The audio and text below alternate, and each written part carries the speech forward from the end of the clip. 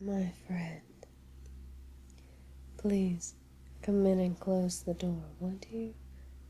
It's so good to see you. How have you been? Good, good. You want a drink? Because I certainly do. You'll have to take it straight. If you want it on the rocks, you'll have to take a trip to the cafeteria. And you'll have to do it alone, because I am exhausted and I might crack if I have to deal with anything else today. How's the new post going? I'm really happy for you. I knew you'd be good at it.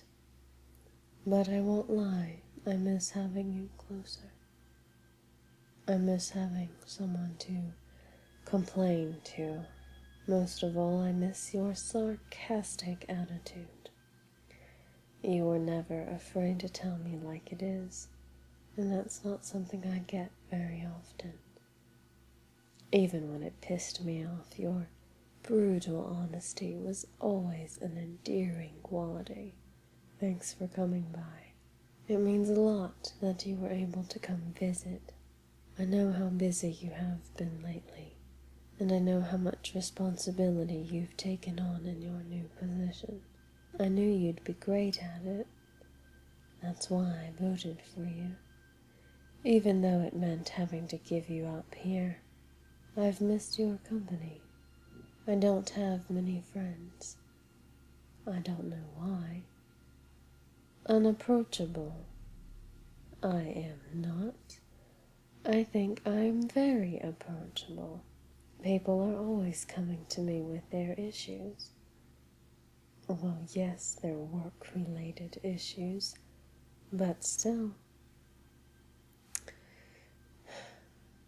You're right.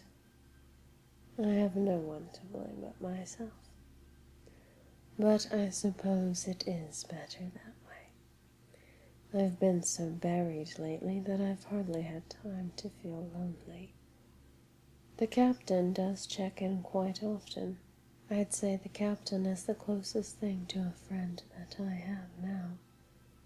But of course it's strictly professional. Mostly professional.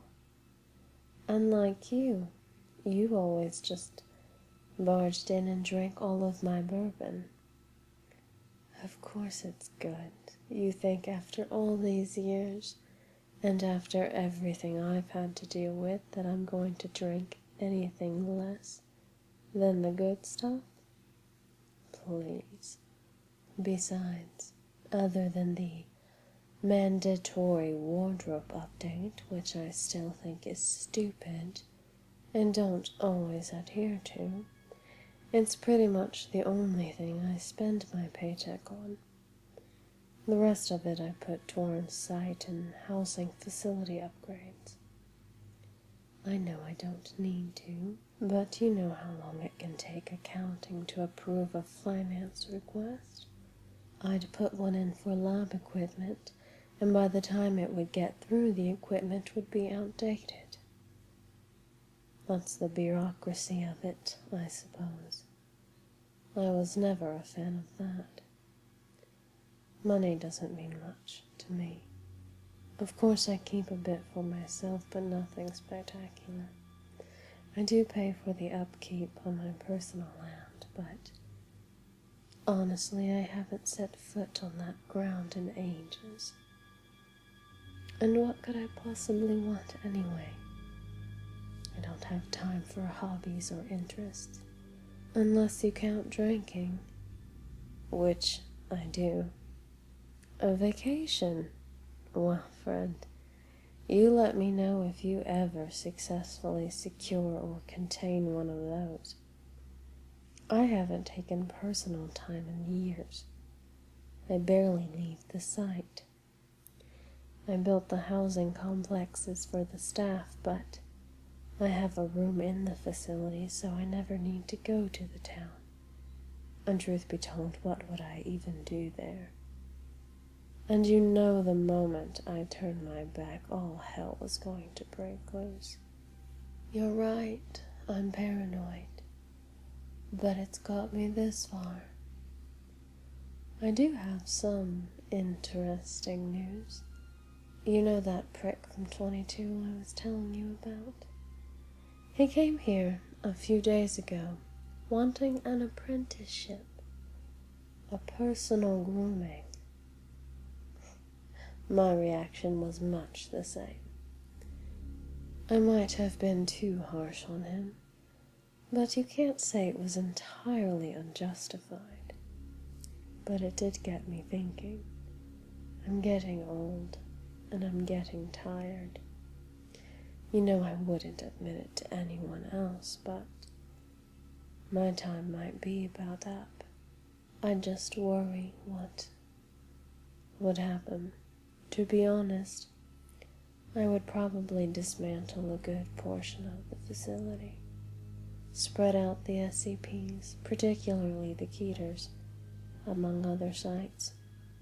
I just don't think there is anyone who I feel confident about leaving in charge of this site, not as massive as it is. The only reason I'm able to even wrangle it is because I've been doing it for centuries. It just never ends. The catalog just gets bigger and bigger. I truly wonder if there will be a day where humanity is outnumbered by anomalies. They're going to start terminations soon.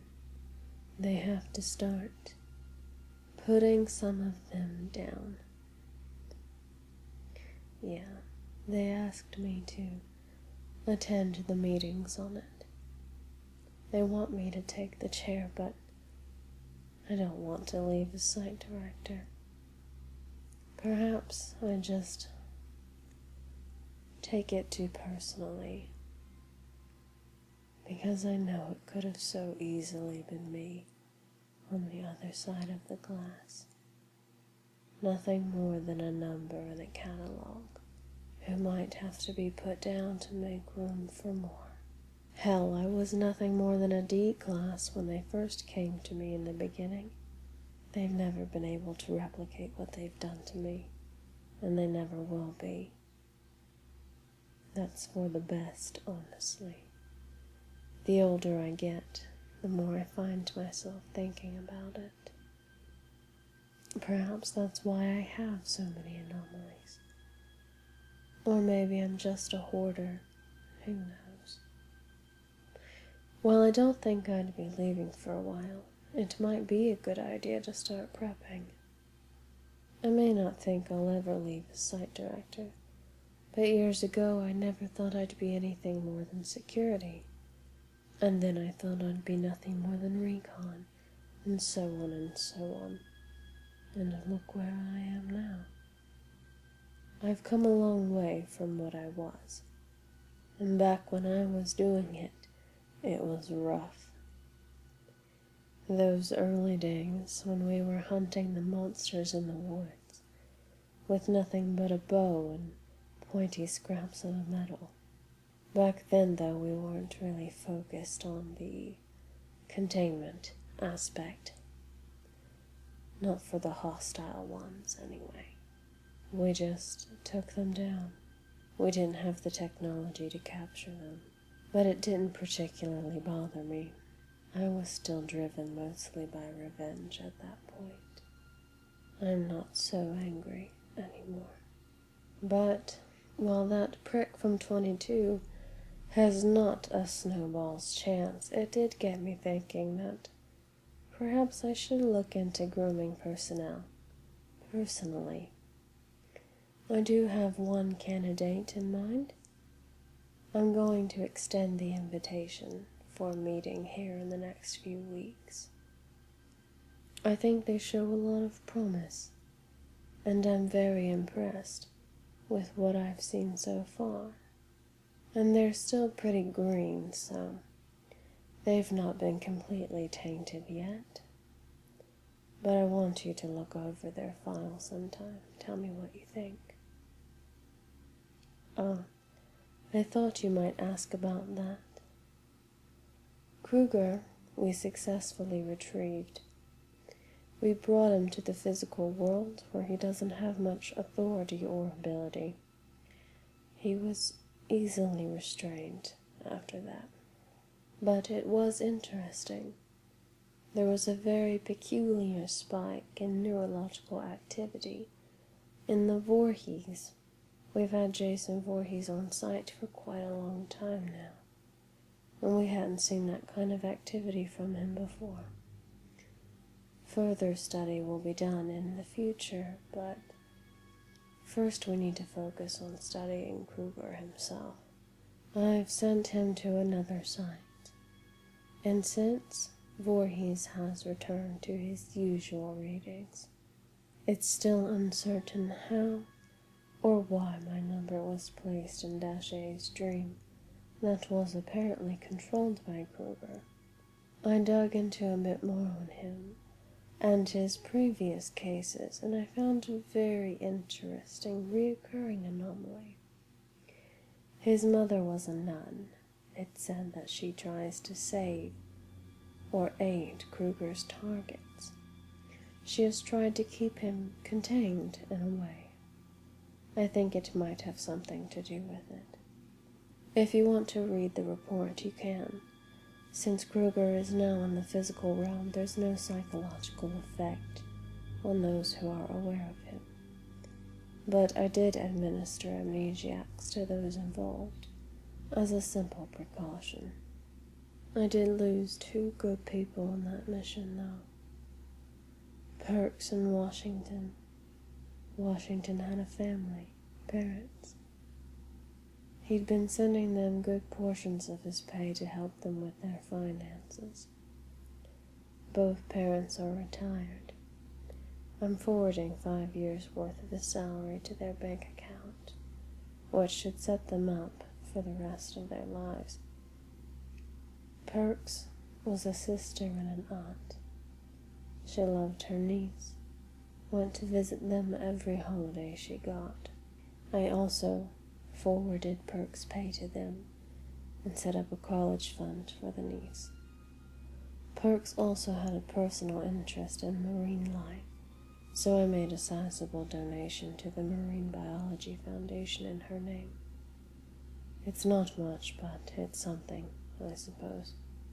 I informed both families personally, like I always do. Like you always tell me not to do. It never gets easier. Is it really so late already? I'm sure I've held you up and depressed you for long enough for this evening. Since you'll be staying for the next few days, I set you up a room. It's on the same floor as mine. I'll show you where it is. I think I did pretty well with it, but I'm sure you'll find something to complain about. I promise you that if you do, I'm completely and totally ignoring you. Come on.